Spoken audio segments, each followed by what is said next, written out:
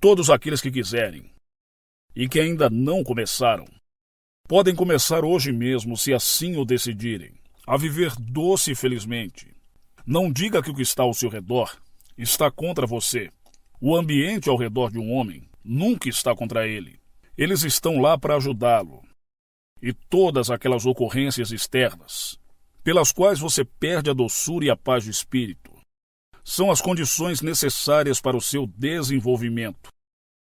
E é somente enfrentando-as, superando elas, que você aprende a crescer e amadurecer. A culpa está em você mesmo.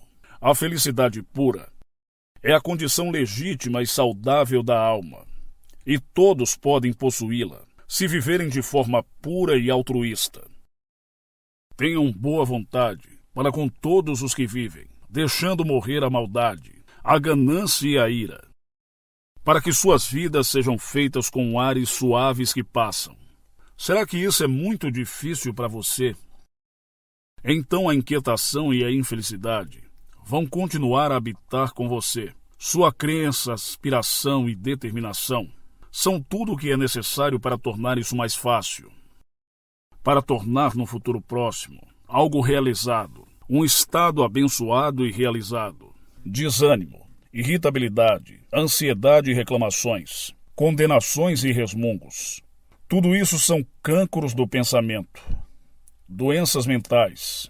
São indicações de uma condição mental errada, e aqueles que sofrem com elas fariam bem em remediar seu pensamento e conduta. É verdade que há muito pecado e miséria no mundo, de modo que todo o nosso amor e compaixão são necessários.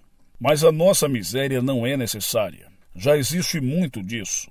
Não, é a nossa alegria e felicidade que são necessárias. Pois há pouco disso. Não podemos dar nada melhor ao mundo do que a beleza da vida e do caráter. Sem isso, todas as outras coisas são vãs. Isso é preeminentemente excelente, é duradouro e não deve ser derrubado. E inclui toda alegria e bem-aventurança. Pare de pensar de maneira pessimista sobre erros ao seu redor. Não fique mais em reclamações e revoltas contra o mal nos outros. E comece a viver livre de todo mal e maldade. A paz de espírito, a fé pura e a verdadeira reforma residem neste caminho. Se você deseja que os outros sejam verdadeiros, seja verdadeiro. Se você deseja que o mundo seja emancipado da miséria e do pecado, se emancipe. Se você deseja que sua casa e todo o seu entorno sejam felizes, seja feliz. Você pode transformar tudo ao seu redor, se transformar a si mesmo. Não chore e lamente, não se desperdice na rejeição, nem fique latindo contra o mal, mas cante as belezas do bem. E isso você fará, natural e espontaneamente, ao perceber o que há de bom em si mesmo. Muitas pessoas têm ideias confusas e errôneas sobre os termos: a superação do eu, a erradicação do desejo e a aniquilação da personalidade. Alguns, particularmente os intelectuais que são propensos a teorias, consideram-na uma teoria metafísica, totalmente separada da vida e da conduta, enquanto outros concluem que é o esmagamento de toda a vida, energia e ação, e a tentativa de idealizar a estagnação e a morte. Esses erros e confusões, que surgem nas mentes dos indivíduos, só podem ser removidos pelos próprios indivíduos. Mas talvez possa tornar a sua remoção um pouco menos difícil para aqueles que procuram a verdade, apresentando o assunto de outra forma. A doutrina da superação ou aniquilação do eu é a própria simplicidade. Na verdade, é algo simples, prático e acessível que uma criança de 5 anos, cuja mente ainda não foi obscurecida por teorias, esquemas teológicos e filosofias especulativas, teria muito mais probabilidade de compreendê-la do que pessoas mais velhas que perderam seu domínio sobre verdades simples. Porque adotaram teorias complicadas. A aniquilação do eu consiste em eliminar e destruir todos os elementos da alma que levam à divisão, conflito, sofrimento, doença e tristeza. Não significa a destruição de qualquer qualidade boa, bela e produtora de paz. Por exemplo, quando um homem é tentado a ficar irritado ou com raiva, e através de um grande esforço supera a tendência egoísta, afasta isso dele e age com espírito de paciência e amor. Nesse momento de autoconquista, ele pratica a aniquilação do eu. Todo homem nobre pratica isso em parte, embora possa negá-la em suas palavras.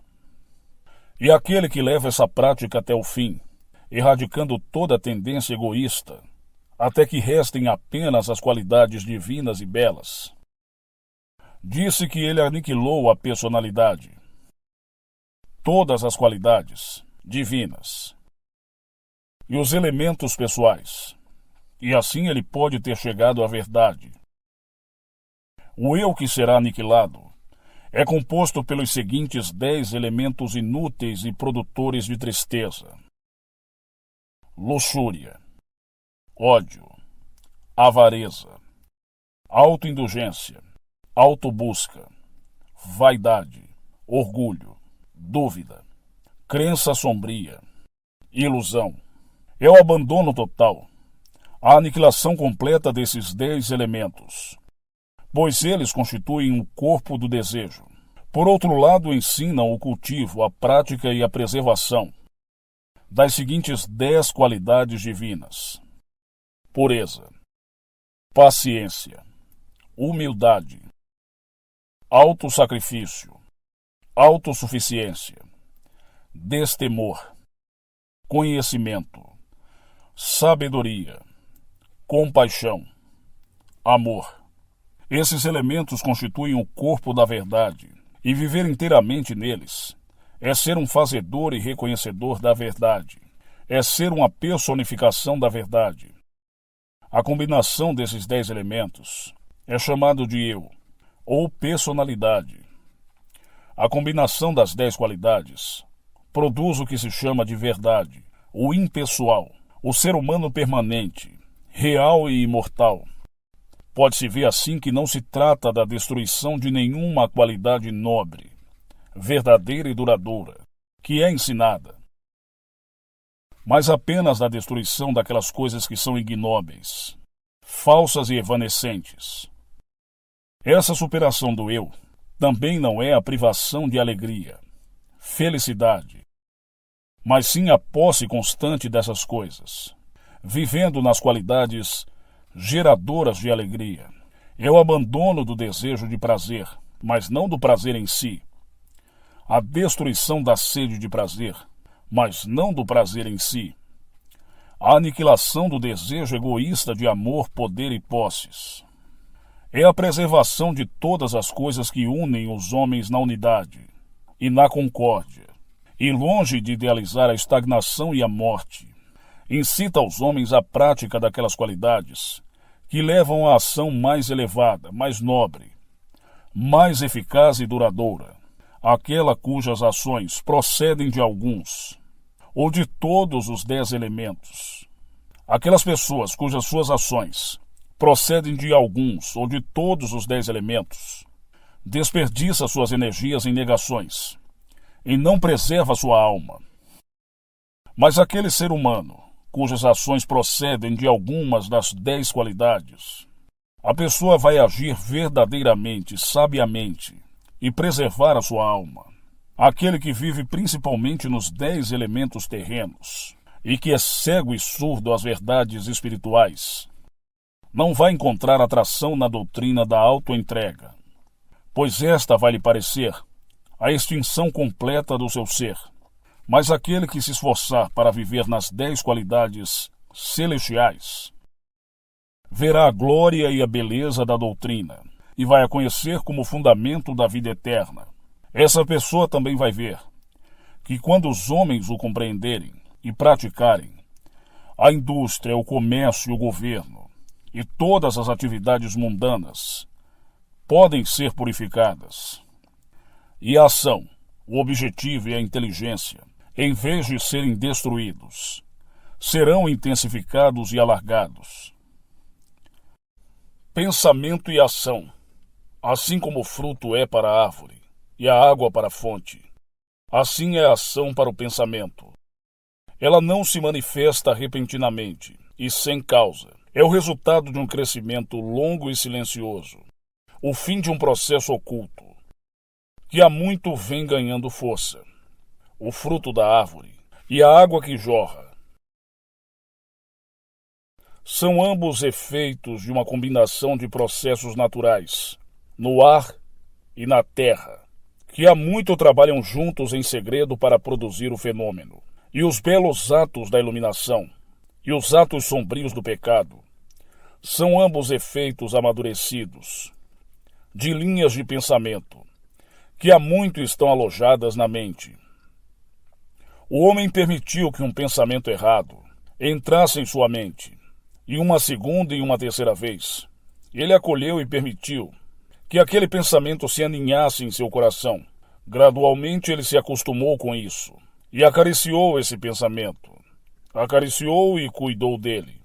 E ele cresceu, até que finalmente alcançou tal força e vigor que atraiu para si a oportunidade que lhe permitiu irromper e amadurecer em ação.